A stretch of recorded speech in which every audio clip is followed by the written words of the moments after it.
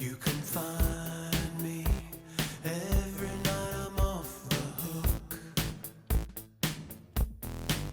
There's a bird in the sky with a camera to find me, slipping a sword to impale and unwind me. Shut down a mine, your canary. Stand by. 5, 4, 3. Good morning, Marshals. We're back. I'm Simon. I'm Andy. Welcome to this week's news. Last week was Banned Books Week. This is an annual national event promoted by the American Library Associations and the Banned Books Week Coalition. This group hopes to highlight the importance of free and open inquiry. Our library displayed books banned in schools, and information for the reasons to ban was available to read here. Ms. Archer's with more information. First of all, Banned Books Week, a week started by American Library Association to promote the freedom to read and to push back on censorship attempts that happen every day across communities in the U.S. and around the world. The books that I have on display here and out here in the library, and they have been banned in some place at some point in time in history here in the U.S. And these books were banned for various reasons. Communities that are banning these books, it depends really. Some of them are local communities within like a public library or a certain school inside a school district. It really just varies across the board. If you're looking for a spooky event, then look no further. The Marshall County Public Library is hosting a Halloween event for all ages. This will be tonight from 3 p.m. to 4:45 p.m. This event is encouraging all readers to come. If you're interested in this event, scan the QR codes below.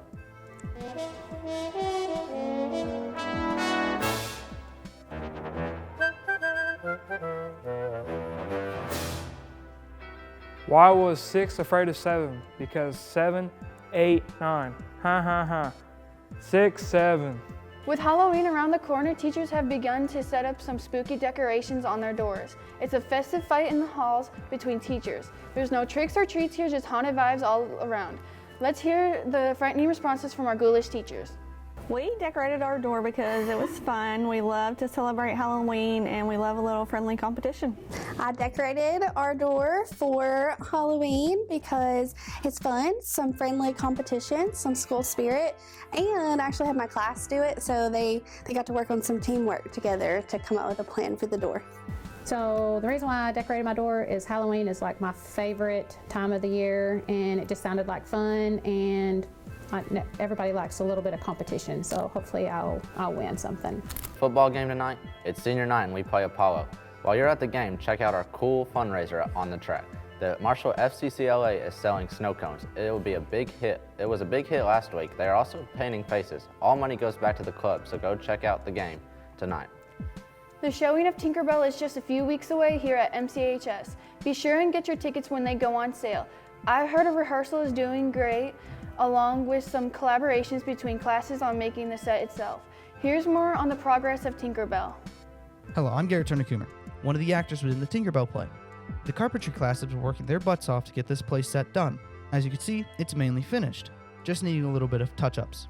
The actors are also very excited to put this play on for our school and our community. In other news, if you want to help out, tech practice for the play is after school on October 28th.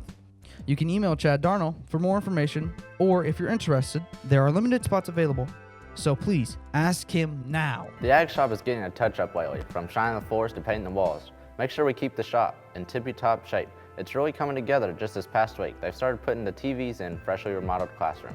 Let's take a look ourselves. So, like the rest of the high school, our shop was built in the mid-1970s and hadn't really had any kind of renovation since then.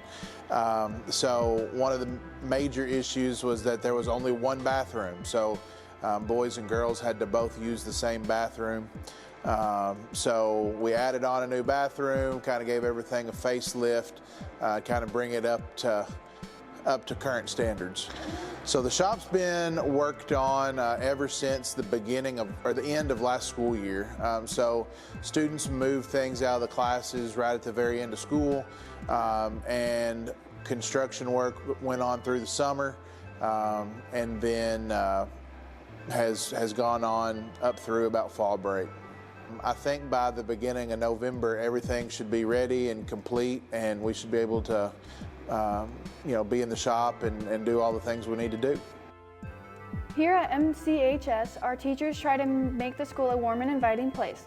Our very own Mr. Hayden up the Tech Center has started something big. Every Wednesday he wears a Hawaiian shirt and has begun calling it Hawaiian Wednesday, to be a playful reminder that we've made it halfway through the week.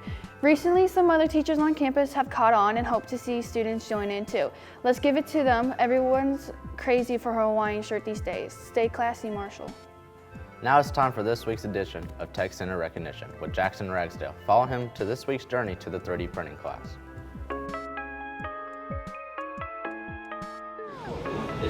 Welcome back to Tech Center Recognition. This week we go to 3D printing with Mr. Hayden and one of his students.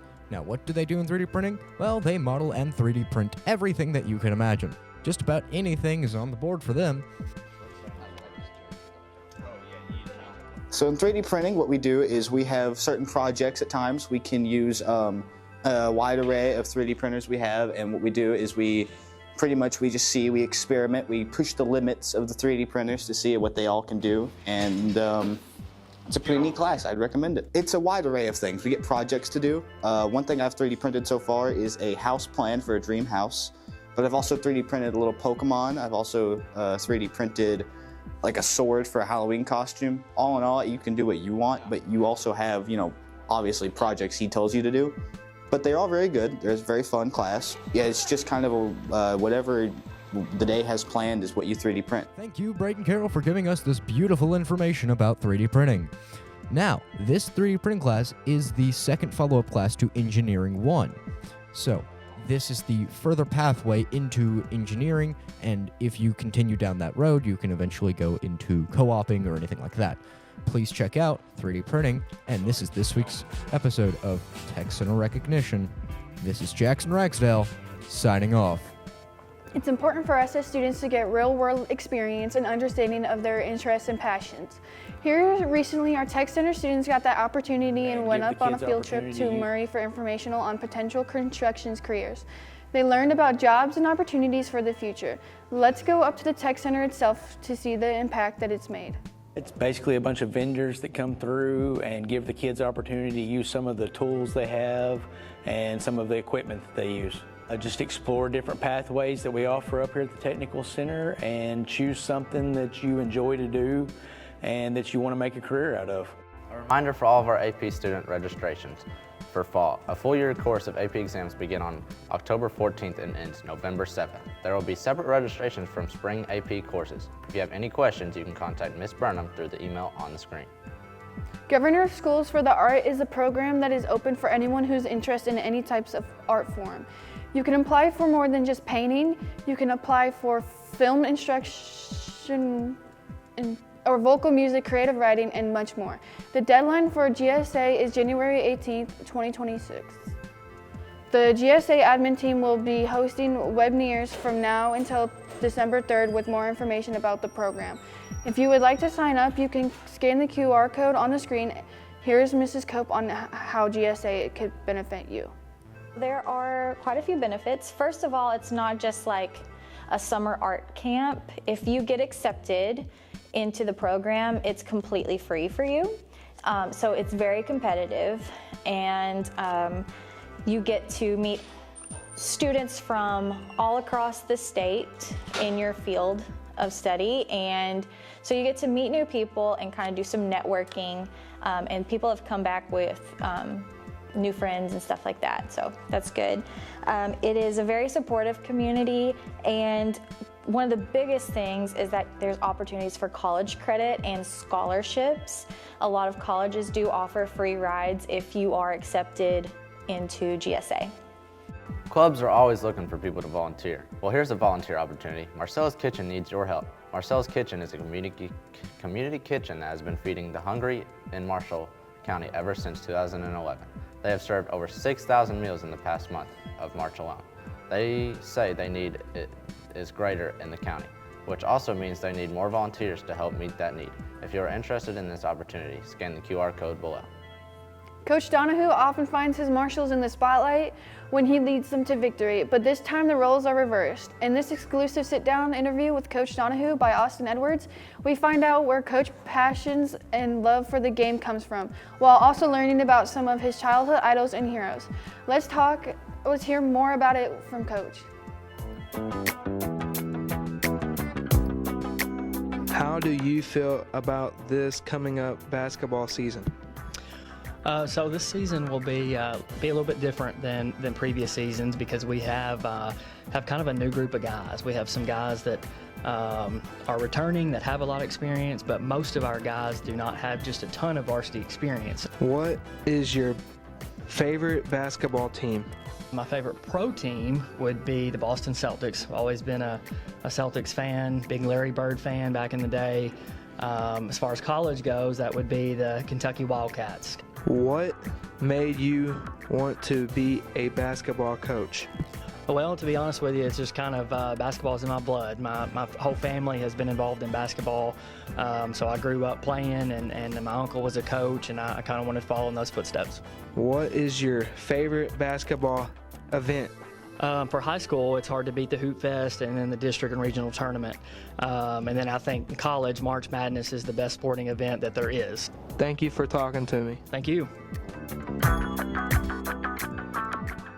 Now it's time for a little lesson behind the scenes of our newscast. Senior Trey Byers has gone and interviewed Jackson Ragsdale from behind the scenes of our newscast. So what it's like behind the scenes, at least for me, is every Friday after we record the news, I will start setting up my next, I guess you could say, plan for the next show, which is up at the Tech Center with my part on the news called Tech Center Recognition.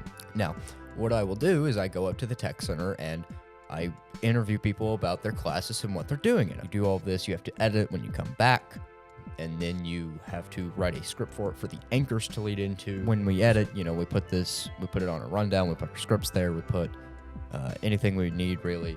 And then come Thursday when we film, we come in here and we grab an iPad, we set up our teleprompters with our scripts, we set them up on those cameras, and we record. Kind of jobs people have, because as we have been going on throughout the school year, we have rotated jobs at about every 2 weeks.